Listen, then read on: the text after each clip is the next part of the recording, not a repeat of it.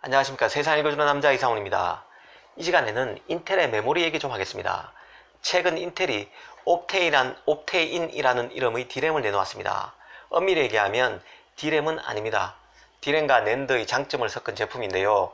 D램을 싼 가격에 대체할 수 있다는 제품이 바로 옵테인입니다. D램보다는 성능은 떨어지지만 고가인 D램을 사기는 부담스러운 소비자를 노리고 나온 제품으로 보면 될 것 같습니다. 사실상 D램의 대체제 성격이 있어서 지난 1980년대 초반 D램 사업을 접었던 인텔이 다시 D램 시장에 뛰어든 것이나 다름없다는 평가가 나오는 상황입니다. 과연 이 제품은 잘 될 수 있을까요? 사실 이 제품은 이번에 처음 나온 제품은 아닙니다. 지난 1915년에 나왔습니다. 벌써 4년 전에 나온 건데요. 그런데 마치 인텔이 신제품인 것처럼 선전하고 있습니다. 달리 말하면 그만큼 안 팔렸다는 뜻입니다. 그런데도 계속 인텔이 세일즈를 하고 있습니다. 그래도 뭔가가 있기 때문에, 필살기가 있기 때문에 인텔이 이렇게 옵테인에 집착하는 게 아닐까 하고 생각이 드는데요. 사실 이 제품은 올 상반기만 해도 3D 크로스 포인트라는 이름으로 불렸습니다. 그런데 이번에 개명을 했습니다. 3D 크로스 포인트에서 옵테인으로. 사실 인기가 없는 연예인들이 개명을 하죠. 잘 나가면 이름을 바꾸지 않습니다. 그 이름을 가급적 유지합니다. 하지만 3D 크로스 포인트라는 이름을 버리고 옵테인이라는 이름으로 갈아탔다는 얘기는 그만큼 시장에서 반향이 없었다는 뜻입니다. 그럼에도 불구하고 인텔이 이 제품을 계속 밀고 있습니다. 옵테인의 가능성과 이 삼성전자와 SK 하이닉스에 미칠 영향에 대해서 따져볼 필요가 있을 것 같습니다. 우선 그 영향을 얘기하기 전에요. CPU와 메모리 관계부터 한번 볼 필요가 있습니다. 컴퓨터든 스마트폰이든 데이터를 실제 처리하는 것이 프로세서인 CPU입니다. 이 D램은요, CPU 옆에 붙어서 데이터를 처리하기 위해서 데이터를 잠시 저장하는 창고입니다. 반면 낸드는 데이터를 장기 저장하는 단순 창고에 가까운데요. 그러다 보니까 D램은 용량이 작아도 속도가 빠릅니다. 낸드는 그 반대죠. 용량은 크지만 속도가 느립니다. 그런데 3D 크로스 포인트는 D램보다는 용량이 크고 낸드보다는 속도는 빠릅니다. 그러니까 D램과 낸드를 적절히 섞었다고 보면 되는 거죠. 인텔은 이 D램과 낸드의 중간에 옵테인을 끼워 넣으면 PC 등의 성능 저하 없이 메모리를 덜 써도 된다고 말합니다. 그래서 비용 절감이 가능하다는 게 인텔의 주장인데요. 업계는 옵테인이 시장에서 자리 잡을 경우 낸드보다는 D램 대체 효과가 클 것으로 보고 있습니다. 두 제품의 장점을 차용했다지만 D램의 특징에 더 가깝기 때문인데요.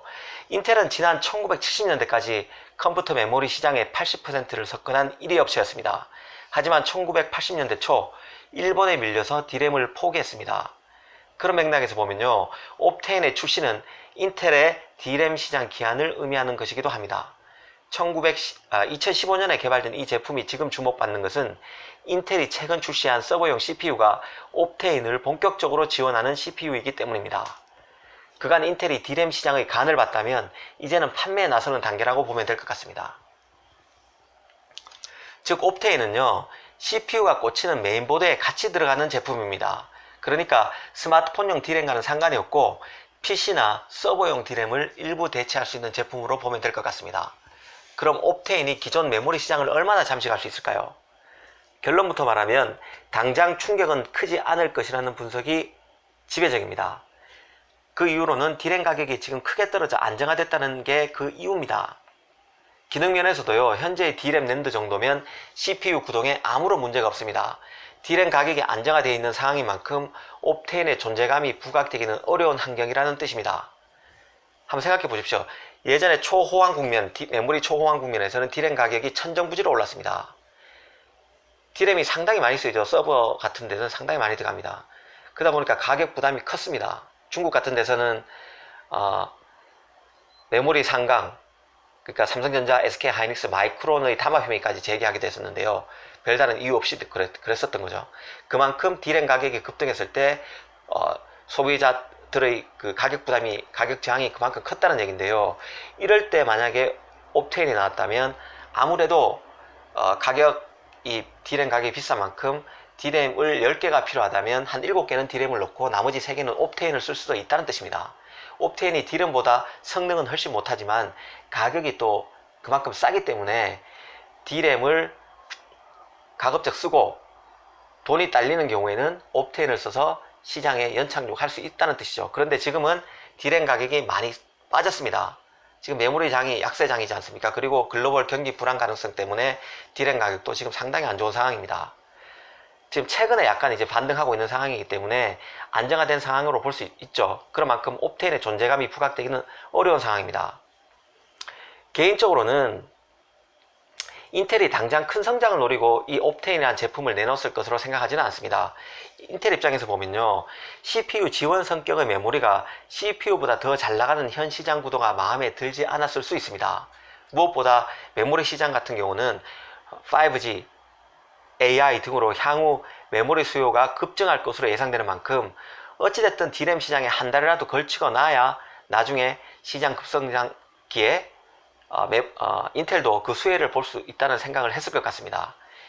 일단 반도체 시장 전체를 보면요, CPU가 전체 시장의 한 30% 정도를 차지하고 메모리도 CPU와 비슷한 30% 정도를 차지합니다. 이 메모리 전체를 100으로 봤을 때 D램과 낸드 비중은 6대4 정도인데요. 옵테인이 주로 D램을 대체한다고 보면 전체 CPU 시장보다는 적지만 CPU 시장의 한 60% 정도가 옵테인이 겨냥한 시장으로 볼 수 있을 것 같습니다. 옵테인이 당장 큰 위력을 떨치기는 힘든 시장 환경임에도 옵테인 출시를 예사로이 봐서는 안 된다고 보는 사람들도 많은데요. 그만큼 인텔의 힘이 크다는 뜻이기도 합니다. 인텔 CPU 같은 경우는 서버의 경우에는 점유율이 90%, PC CPU는 80% 정도 됩니다. 한마디로 CPU 시장의 골리앗이 바로 인텔인데요.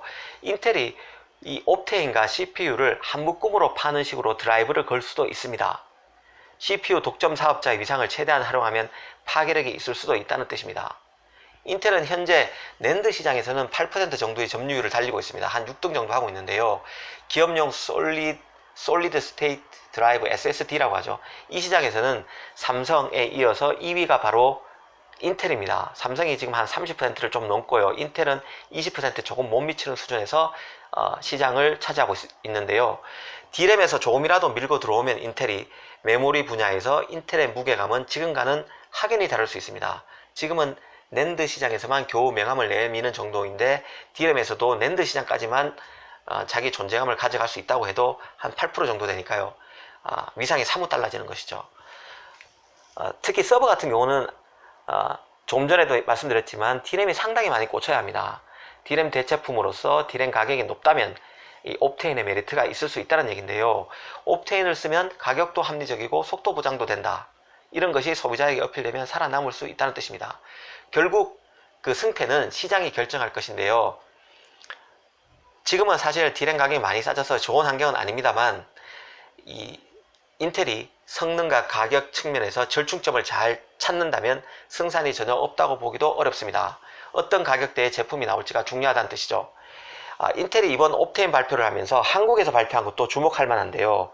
국내 언론에서는 메모리 최고 강자인 삼성전자와 SK 하이닉스가 있는 한국에서 나부란 듯이 인텔이 강담회를 개최했다는 점을 주목했는데요. 사실 지금 한국 시장만 놓고 보면 데이터 센터 투자가 많아지고 있는 상황입니다. NHN과 같은 국내 기업 투자뿐만 아니라 오라클 같은 글로벌 기업들도 이 데이터 센터 투자를 국내에 하고 있는 상황입니다. 인텔로서는 이런 상황을 염두에 두고 한국에서 제품 출시 간담회를 한 것 같습니다. 사실 이번에 처음 한 것도 아닙니다. 올 4월에도 3D 크로스 포인트라는 이름으로 간담회를 했었고요. 이번에는 이름을 개명했죠. 개명해서 옵테인이라는 이름으로 다시 출시 간담회를 한 것입니다. 인텔 입장에서는 한국이 중국이라는 거대 시장 옆에 있는 만큼 글로벌 요충지라는 생각도 했을 것 같습니다. 한국에서 일단 자리를 잡으면 거대 시장인 중국 시장에서도 잘 나갈 수 있다는 생각을 했다는 거죠. 중국 시장을 보고 일단 한국에서 이 옵테인이라는 제품 알리기와 경쟁에 나서겠다는 전략이 아닌가 싶습니다. 오늘 이 시간에는 인텔이 옵테인이라는 이름의 D램을 내놓았다는 말씀을 드렸습니다. 그 D램 대체제로서 옵테인의 의미, 그리고 시장에서 어떤 결과를 낳을지, 삼성전자와 SK 하이닉스의 D램에 미치는 영향은 어떨지 정도에 대해서 짚어드렸습니다. 감사합니다.